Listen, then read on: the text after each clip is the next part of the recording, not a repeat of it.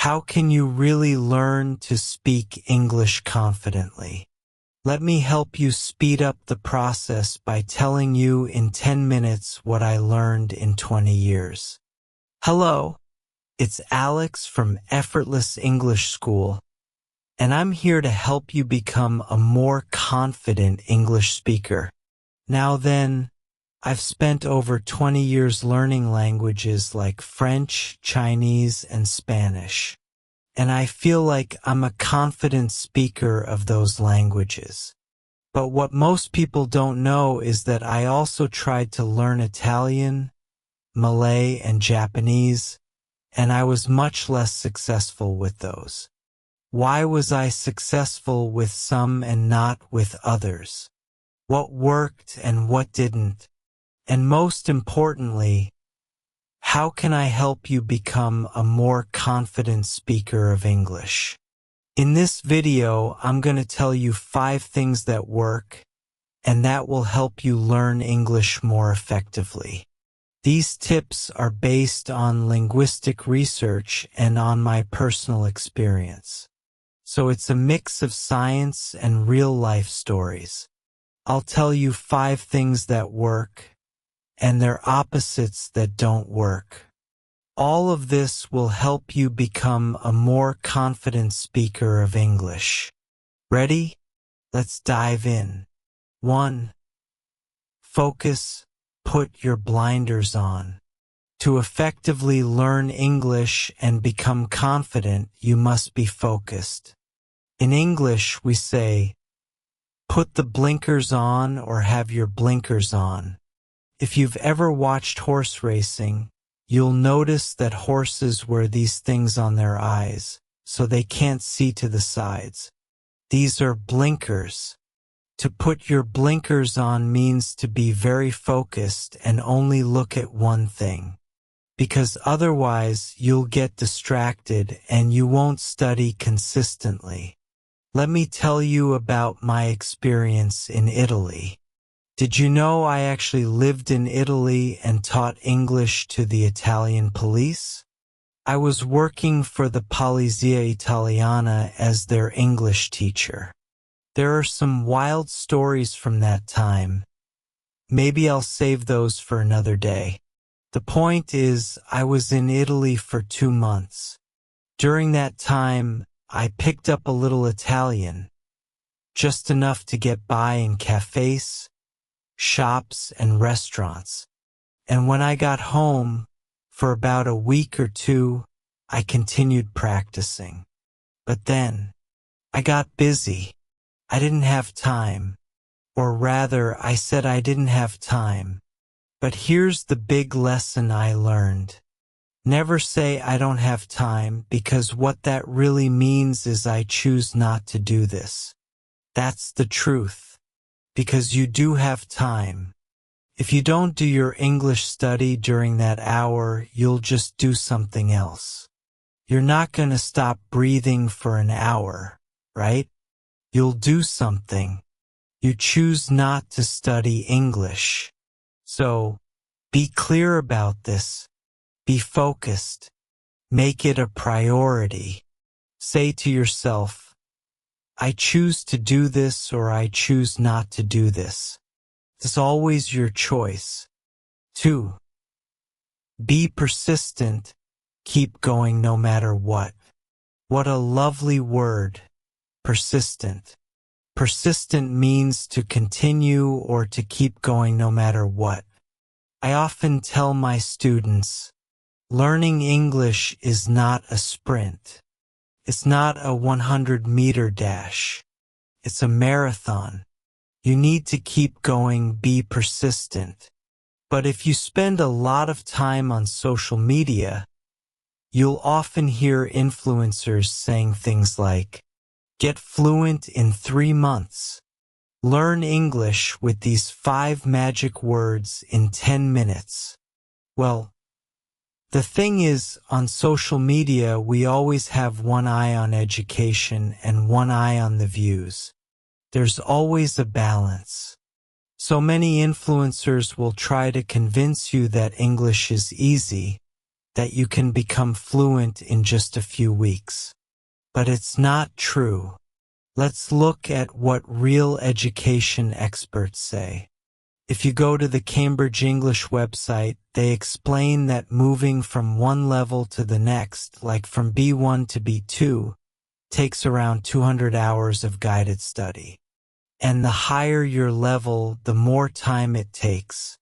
That's why most schools and serious courses run for 9 months to a year just to move up one level. They include time for spaced repetition, practice, and real-life communication. So let's be honest. Real improvement takes time. That's why you must be persistent. Now here's the trick. If you enjoy your study, it's easier to be persistent. You'll want to keep going. So make sure you find materials you enjoy, things that are fun, interesting, engaging. Could be podcasts, YouTube videos, stories you love, real conversations with people. Find what you love, and it will help you stick with it. Persistence isn't about pushing hard every day. It's about showing up again and again, even when progress feels slow. 3. Find your mojo, discover what drives you. Let's talk about mojo. What I really mean is motivation, your energy, your drive, your reason to keep learning. You need to be motivated to learn a language like English. Without motivation, even the best books and teachers won't help. So how do you get that mojo? One powerful way is to set specific and realistic goals. Goals you can actually measure. You've probably heard of SMART goals, right? Well, let's break that down. Sometimes I read comments under my videos that say things like, I'm a beginner now and I want to be fluent in English. Okay, it's a nice ambition, but it's not specific. What does fluent mean to you? When do you want to reach it? How? It's just too big and too far away. It's like reaching for the stars. Let's make it more specific and realistic.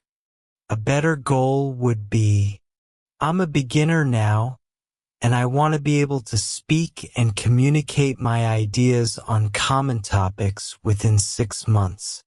Now that's better.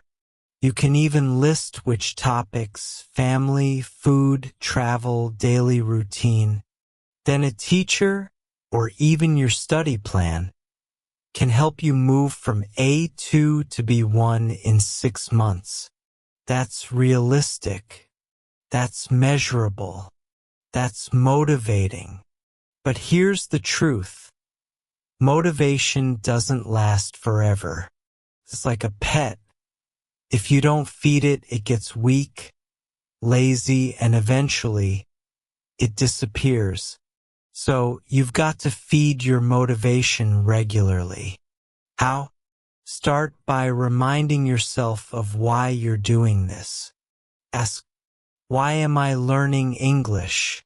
Maybe it's because you want to study abroad.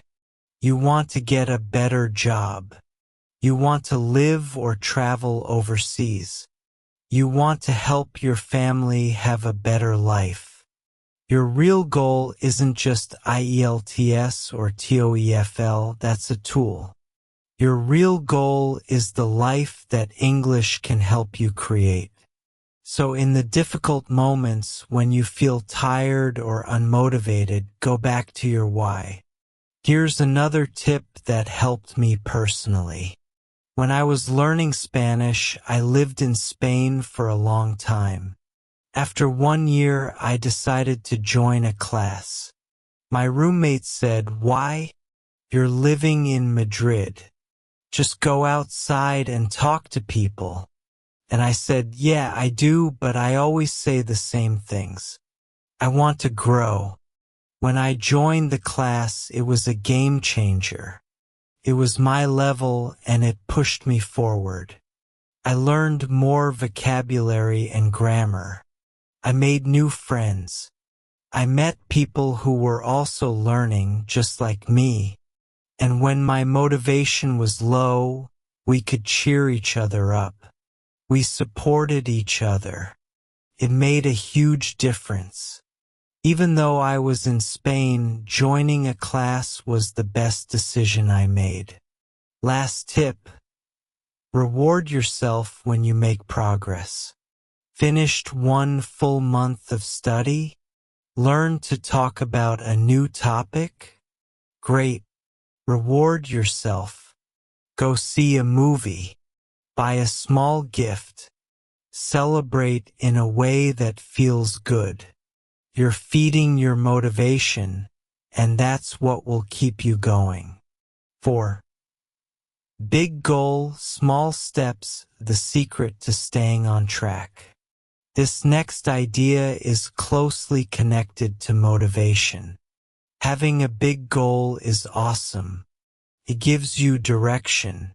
But to reach that goal, you need to break it into small, manageable steps. Let me explain with an example. Have you ever gone hiking or walking in the mountains? Let's say you're planning a 10-kilometer hike in a big circle. If you think only about the entire distance, you might say, wow, that's going to take ages, and feel overwhelmed. But if you break it down like this, first we'll hike to that peak, then down to the lake, then through the valley to the village. Finally, we'll loop around and finish. Now it sounds much easier, right? Each little section feels doable. That's the power of small steps. Let me share another story from my own life. When I moved to China years ago, I had one big dream. I want to be fluent in Chinese. But I quickly realized that kind of goal doesn't work on its own. It's too big, too vague. So I broke it down into 3 specific goals, one for each year. In year 1, I want to communicate with family and friends. In year 2, I want to have everyday conversations with people in shops and on the street. In year 3, I want to use Chinese professionally at work. That gave me a clear path. And for the first year, I did something very important. Every morning before work, I went to Chinese class for an hour to an hour and a half. Yes, 8 a.m. every day for 8 months. That routine helped me reach a 2 level where I could say simple things like, pass me the sugar. I like this. Let's eat together. It wasn't fancy, but it was real communication. The lesson: big goal equals inspiration. Small steps equals transformation. When you break your big dream into bite-sized pieces, you stay focused on the present moment, the now. If you always look at the big mountain ahead, it feels too far. But when you say just this next step, your mind relaxes. You start moving. So if your goal is something like, I want band 7 in IELTS, ask yourself, what will I do in the first 3 months? What comes next in the second 3 months? And after that, create a path. Follow it step by step. That's how you win. 5. Practice lots, don't just study. Use English. Here comes one of the biggest mistakes English learners make. And yes, I made it too. When I was learning French at school, we studied a lot. And by study, I mean reading and reading, memorizing grammar rules. doing exercises, listening a bit but not much, almost no speaking, very little writing. It was all passive learning. And the result? After 10 years of learning French, by the time I was 18, I couldn't speak French. Can you imagine that? 10 years of studying, and I couldn't have a basic conversation. That's ridiculous. And sadly, this is what happens to a lot of students. They spend too much time studying and not enough time practicing. But here's the secret. If you want to become a confident speaker, you have to practice speaking, not just study rules. No matter where you are in your learning journey, always ask, am I actually using English? And if the answer is not much, then you need to change that today. Here's how you can practice effectively. As you study, speak out loud. Repeat phrases you hear in videos. Try changing sentence structures. Record yourself and listen back. Speak with friends, classmates, tutors, even online. And remember, online is the real world too. Whether you're in a classroom, on a video call, or just talking to yourself in the mirror, it all counts as practice. At Effortless English School, we call this speak while you study. Every time you watch a lesson or read a sentence, try to say it aloud or use it in a real example. Even if you're watching one of my videos, pause and speak. Try using new phrases in your own way. Get your mouth moving, because that's how language becomes real. Not just something in your head, but something in your life. So, repeat after me. I will practice as much as I study. That's the balance you want. And when you do it, you'll become a confident, natural speaker much faster. 6. Review, lock the learning into your memory. Now, I know I said I'd give you 5 tips, but here's a bonus, or let's call it tip number 6, and I simply can't leave it out. If you want to become an effective English learner and a confident speaker, you must review what you've learned. Let's talk about why review is so important. There's a lot of science behind this, especially something called the forgetting curve, developed by a German psychologist named Hermann Ebbinghaus. His research showed that after a certain number of hours, often just 24 hours, you forget around 70% of what you studied unless you review it. Ouch, right? And then, a few days later, if you still don't review, your memory drops even more. Now, let me be clear, there are some flaws in this research. In fact, Ebbinghaus tested himself during his experiments. He was both the researcher and the subject. So yeah, it's not perfect science. But the main idea is still true. If you don't review what you learned within a day, and then again a few days later, you'll forget a lot of it.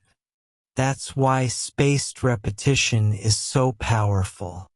Apps like Duolingo use this technique. They show you new words and then bring them back again. The next day, a few days later, a week later, and so on. This helps move new knowledge into your long-term memory. So how can you review effectively? Here's what I do when learning French or Spanish.